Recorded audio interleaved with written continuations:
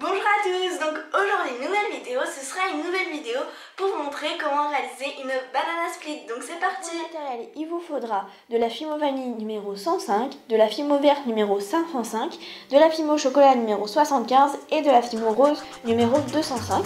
Après il vous faudra aussi une lame, un outil avec des pics, un emporte-pièce rond, une coupe pour banana split, des paillettes. En premier, donc on va venir prendre la vanille qu'on va venir chauffer. Donc c'est comme d'habitude, on chauffe toujours la pâte polymère. Ensuite, on va venir faire un petit boudin qu'on va venir allonger et on va regarder qu'il soit de la même taille que la coupelle en fait. On va pouvoir bien l'adapter.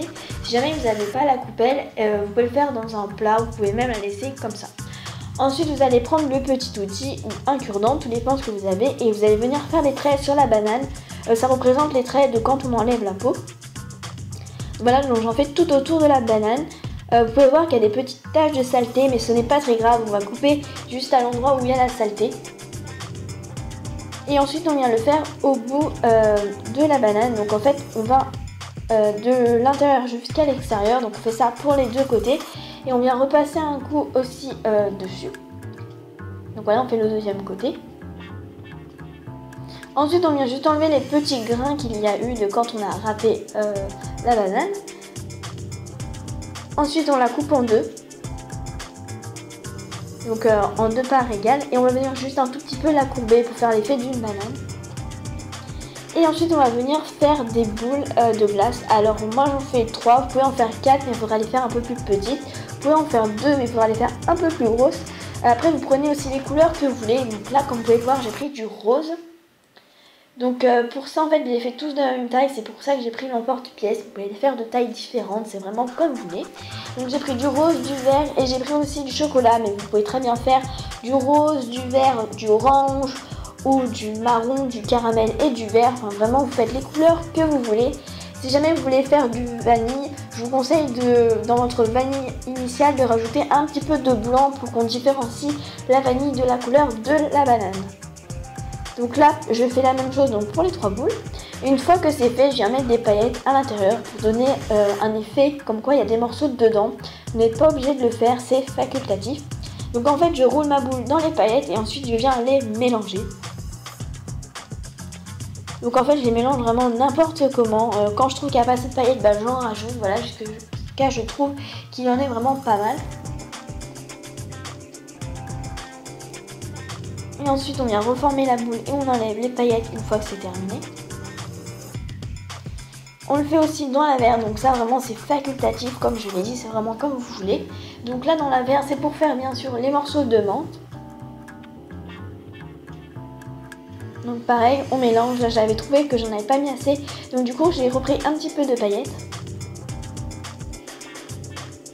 Donc les paillettes, une fois que c'est cuit en fait, comme il y a quelques couches de fimo dessus, ça ne brille plus, il y a quelques paillettes qui brillent mais vraiment pas beaucoup. Donc ensuite on va placer tout ça dans la coupelle. Si vous n'avez pas de coupelle, comme je vous ai dit, vous pouvez prendre un plat rond, si vous faites un plat en fimo, c'est comme vous voulez. Donc là je mets les 3 petites boules à l'intérieur de la banane et je viens voir sur ma coupelle si ça rentre ou pas. Donc si c'est bien adapté.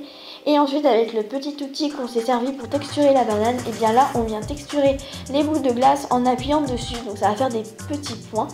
Si vous n'avez pas cet outil, vous prenez le cure-dent. C'est comme pour la banane, enfin vous prenez un cure-dent, mais vraiment avec ce petit outil c'est vraiment plus pratique parce qu'on va vraiment plus vite.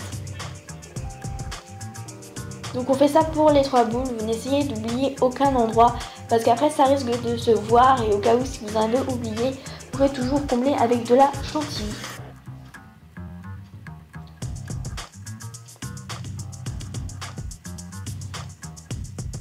Donc là on fait vraiment partout comme je l'ai dit.